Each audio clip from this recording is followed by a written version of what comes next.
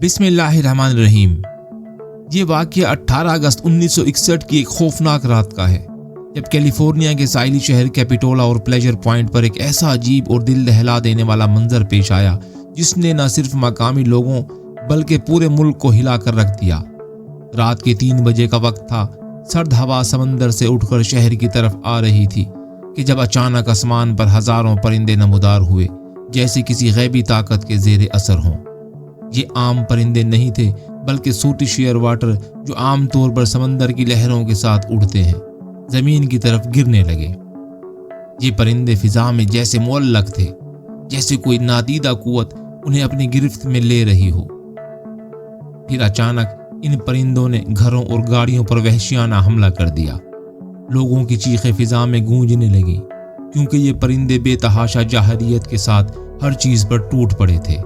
کھڑکیاں ٹوٹ گئیں، دروازے بجنے لگے اور گاڑیوں کی چھتیں ان پرندوں کے بے ہنگم حملوں سے دبنے لگیں۔ کچھ پرندے لوگوں کے اوپر گرنے لگے، ان کے پنجے اور چونچیں ہر جگہ زخمی کرنے لگیں۔ ایسی 8 افراد کی اطلاعات ملیں جنہیں ان پرندوں نے کاٹا، اور زخمیوں کی چیخیں ماحول میں عجیب خوف کی لہر دوڑا رہی تھی۔ یہ واقعہ اس قدر سنگین تھا کہ اس نے پورے کیلیفورنیا میں خوف کی ایک لہر دوڑا دی تھی۔ لوگوں کے دلوں میں خوف کا ایک سایہ چھا گیا تھا، لیکن اس خوفناک خبر نے ایک خاص شخصیت کی توجہ اپنی طرف مبذول کی۔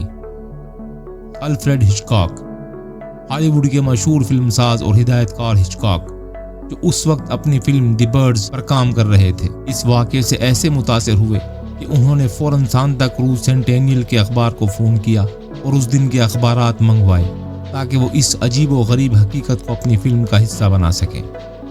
لیکن سوال یہ تھا کہ یہ سب کیسے اور کیوں ہوا؟ اس وقت جو نظریہ دیا گیا وہ یہ تھا کہ شاید یہ پرندے دھند میں اپنا راستہ بھٹک گئے تھے۔ ہزاروں پرندوں کا ایک ساتھ راستہ بھول جانا بلا شبہ عجیب لگتا تھا، اور ہچکاک کی فلم میں بھی یہی تصور دکھایا گیا، جہاں پرندے بغیر کسی ظاہری وجہ کے ایک قصبے پر حملہ آور ہو جاتے ہیں۔ مگر کیا یہ واقعی دھند کا نتیجہ تھا، یا پھر ان پرندوں کے اس رویے کے پیچھے کوئی اور زیادہ گہری وجہ تھی؟ جیسے جیسے یہ سوالات ابھرے، پرندوں کے جھنڈ کی حرکات پر مزید غور کرنے کی ضرورت محسوس ہوئی۔ قدیم رومیوں کے مطابق پرندوں کے جھنڈ کو دیوتاؤں کی رہنمائی حاصل ہوتی تھی، جیسے وہ آسمانی پیغامات لے کر اڑ رہے ہوں۔ یہ سوچ صدیوں سے انسانی ذہنوں میں جڑی ہوئی تھی، لیکن 20ویں صدی کے آغاز میں جدید سائنسدانوں نے اس کو ایک نئی پراسراریت میں لپیٹ کر قدرتی ٹیلی پیتھی کا نام دیا، یعنی پرندے اجتماعی طور پر ایک ذہن کے ساتھ حرکت کرتے ہیں۔ ان کا آپس کا یہ ربط، یہ اتفاق انسانی عقل کو ورطۂ حیرت میں ڈال دیتا ہے۔ 1986 میں کمپیوٹر پروگرامر کریگ رونالڈ نے 3D ماڈل بنایا جسے بوئڈز کہا گیا۔ یہ ماڈل 3 سادہ اصولوں پر مبنی تھا: ایک ساتھ اڑو، ایک دوسرے سے مت ٹکراؤ، اور اپنے ساتھیوں کی رفتار اور سمت کا ساتھ دو۔ مگر اگر اس ماڈل میں کوئی خرابی آ جائے تو کیا ہوگا؟ کہ اگر پرندوں کے جھنڈ میں کوئی غلطی شامل ہو جائے تو کیا وہ ان کے اجتماعی رویے کو بگاڑ دے گی؟ یہی کچھ 1961 کی اس رات بھی ہوا تھا، جب سوٹی شیئر واٹر پرندے بوئڈز کی طرح ایک ساتھ اڑ رہے تھے، لیکن کسی نہ کسی وجہ سے ان کی اجتماعی عقل میں ایک بھیانک خرابی پیدا ہو گئی تھی۔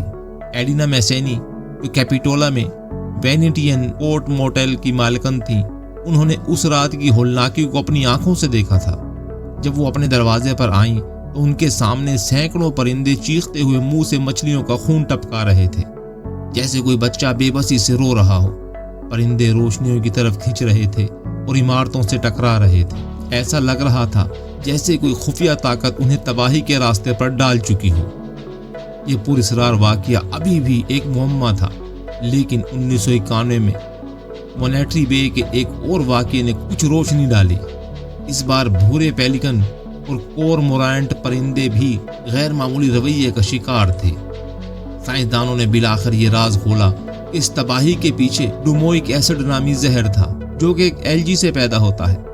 یہ زہر پرندوں کے دماغ کو متاثر کرتا ہے، انہیں الجھن، مرگی اور موت کی حالت میں ڈال دیتا ہے۔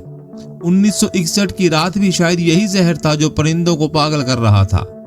ڈاکٹر سیبل بارگوتیش اور ان کی ٹیم نے 2011 میں مزید تحقیق کی اور اس وقت کے سمندری نمونوں کا تجزیہ کیا، اس سے پتہ چلا کہ اس زہریلے مادے نے ان پرندوں کو اجتماعی دیوانگی کی طرف دھکیل دیا تھا۔ یہ واقعہ لوگوں کو قیامت کی یاد دلاتا تھا، جیسے دنیا کا خاتمہ قریب ہو، اور الفریڈ ہچکاک نے اسی قیامت کے خوف کو اپنی فلم میں قید کر لیا۔ لیکن سوال آج بھی برقرار ہے، کیا ایسا واقعہ دوبارہ ہو سکتا ہے؟ کیا پرندے ایک بار پھر دیوانگی میں مبتلا ہو کر انسانوں پر حملہ آور ہو سکتے ہیں؟ یہ خوفناک کہانی آج بھی اتنی ہی پراسرار اور دہشت ناک ہے جتنی کہ اس رات تھی۔